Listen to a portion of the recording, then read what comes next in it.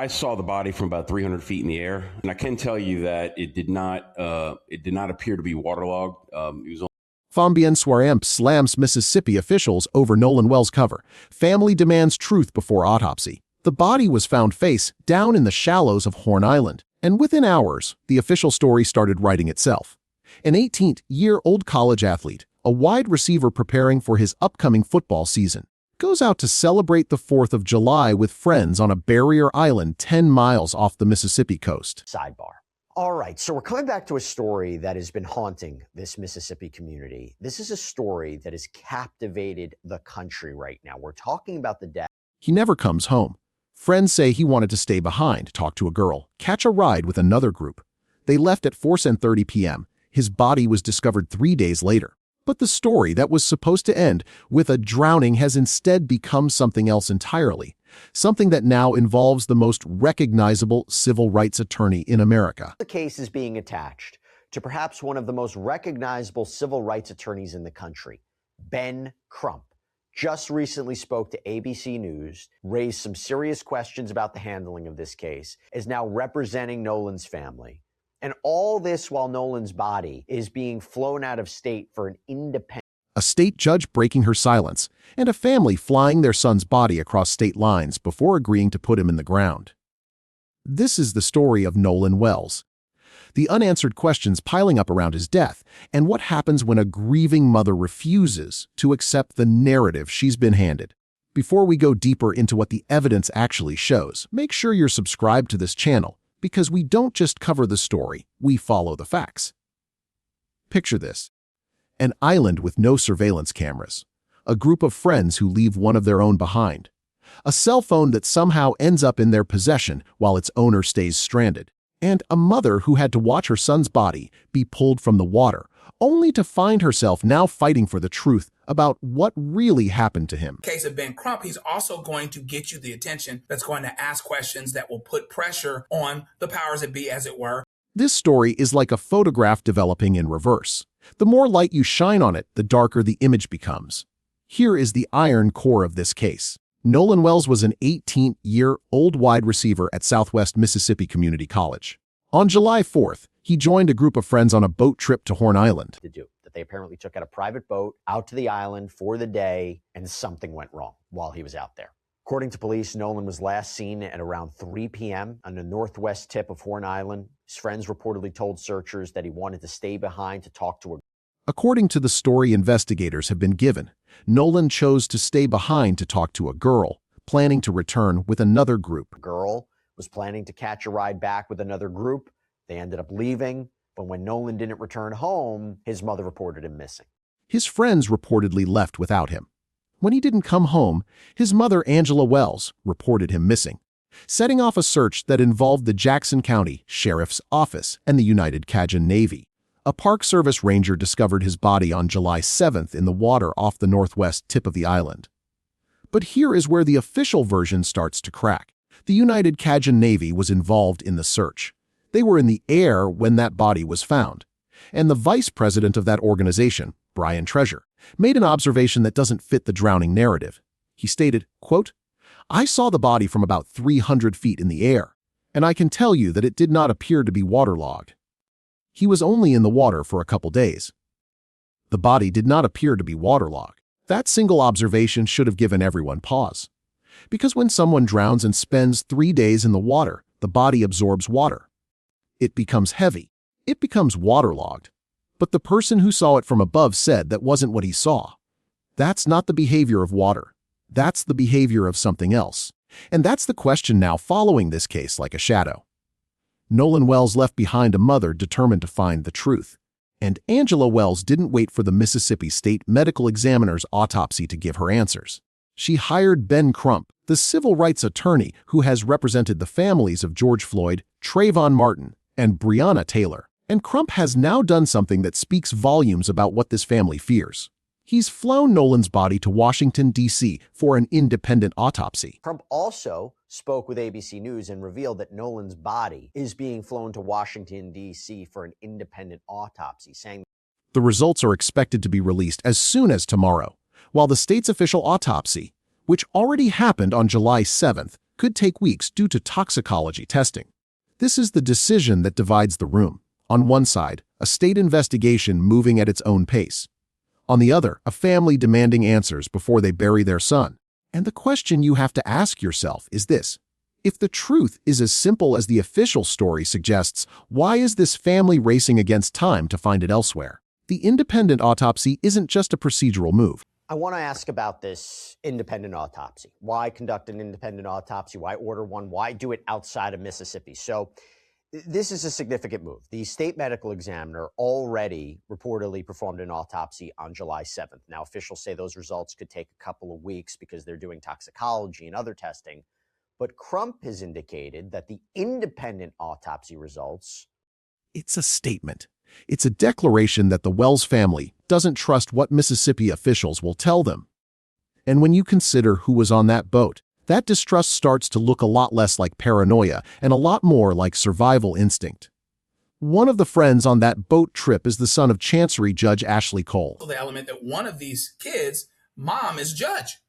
I do want to talk about Judge Cole, who sits on the bench in Mississippi, has now broken her silence, releasing a lengthy Facebook statement addressing the rumors swirling around her family's involvement. about Chancery Judge Ashley Cole, whose son was one of the friends out on the boat trip with Nolan, posted a lengthy statement on Facebook saying, quote, "Our son loved Nolan dearly. Unfortunately, I feel that it is appropriate for our family to dispel some rumors with facts based upon the social media attention that is being diverted away from the Wells family and their loss. Our son was interviewed by the Jackson County Sheriff's Department and cooperated fully. He saw Nolan last at around 3 p.m. on July 4th. They left around 4:30 p.m. when the boat was taking on water and they had an issue with the bilge pump. Nolan made a decision to stay on the island and return inland later with another group of friends. My family is hopeful that this information will help to redirect the attention to the Wells family." She wrote, quote, "Our son loved Nolan dearly. Unfortunately, I feel that it is appropriate for our family to dispel some rumors with facts based upon the social media attention that is being diverted away from the Wells family and their loss. Our son was interviewed by the Jackson County Sheriff's Department and cooperated fully. He saw Nolan last at around 3:00 p.m. on July 4th. They left around 4:30 p.m. when the boat was taking on water and they had an issue with the bilge pump. Nolan made a decision to stay on the island and return inland later with another group of friends. But there's a problem. The body doesn't tell the story the way the judge's statement does. And gosh forbid there's something to hide. We're not saying that that's the case. But if there was something to hide, after an autopsy... Here is the gap between what was said and what happened. The judge says Nolan chose to stay. She says her son and the others left because the boat was taking on water. She says Nolan planned to return with another group. But her statement did not address one critical detail that has fueled every question since this case began. Nolan's friends reportedly showed up without him, but with his cell phone. And so, but did he leave the other group of friends his cell phone? If that's true, what they reported is that somehow they showed up, the group of friends that left him showed up with his cell phone. Now, they say it's a pretty remote place and there's not a lot of service out there. I don't know how well your cell service works or whatever, but it seems like to me, I'd keep my... His cell phone, which a 19-year-old in 2026 would never voluntarily leave behind on a remote barrier island with no surveillance cameras and no reliable cell service. Assuming that happened, I'm believing the report, but there's just things that don't quite make sense. And parents know, if there's something amiss, if they know that their child wouldn't be without their cell phone. I know my child wouldn't be without hers in any instance. You don't leave your cell phone, not voluntarily. You don't hand it to your friends and say, "I'll catch a ride later with strangers." Not unless something else happened. Not unless there's a gap in the story that no one is filling. Civil rights attorney Joe Richardson, who joined the analysis of this case, put it plainly. He noted that the judge's statement frames the family's grief. And even though she framed it as something that would divert attention back to the family, she's talking about not the family's justice. She's redirecting attention to the Wells family's sorrow, but she's not answering the questions that make that sorrow so much harder to bear. And Richardson raised a point that can't be ignored. The judge is putting her toe in the water. Judges often go out of their way not to make public statements. because they're judges. And it is interesting that she's making this statement. And I will give you 10-1. Jackson County is probably a small enough place, figuratively, if not literally. In a small community like Jackson County, a judge knows the prosecutor. The prosecutor knows the investigator. The investigator knows the coroner. And when everyone knows everyone, transparency becomes a threat rather than a virtue. The family deserves answers. The family deserves the truth. This refrain echoes throughout this case like a drumbeat, repeated by Ben Crump in his public statements and repeated by every parent who has ever had to ask why their child didn't come home. A lot of people's attention. I want to read part of it. Quote, "We've been retained by the family of Nolan Wells, a beloved son, teammate, and friend who went out to celebrate the 4th of July and never came home. The wide receiver at Southwest Mississippi Community College was preparing." Now, consider this. The Jackson County Sheriff's Office has put out an appeal asking anyone who was on or near Horn Island on July 4th to come forward with any original. Let's get into where law enforcement is with all of this. So the Jackson County Sheriff's Office, they put out an updated press release and asking anyone who was on or near Horn Island on July 4th to come forward if they have any original, unedited photos or videos that were taken around that time. The Sheriff's Office even said even information that may seem insignificant could prove valuable to investigators. We encourage anyone with firsthand knowledge to come forward. And the sheriff also noted that there are no surveillance cameras on Horn Island. So that makes any footage being captured. Unedited photos or videos taken that day, even information that seems insignificant, they say, could prove valuable. The sheriff also noted that there are no surveillance cameras on Horn Island, so any footage that exists is gold. But here's the deeper layer. There are reports, including from TMZ, that authorities are looking at a video that allegedly shows a heated argument on or near the island that day. Talking about video, it is worth noting that there has been some speculation online, including these reports from TMZ, that authorities are looking at a video that allegedly shows this heated argument that occurred on or near that island that day. I will tell you, I don't know if you've seen. The sheriff's office hasn't confirmed that video exists.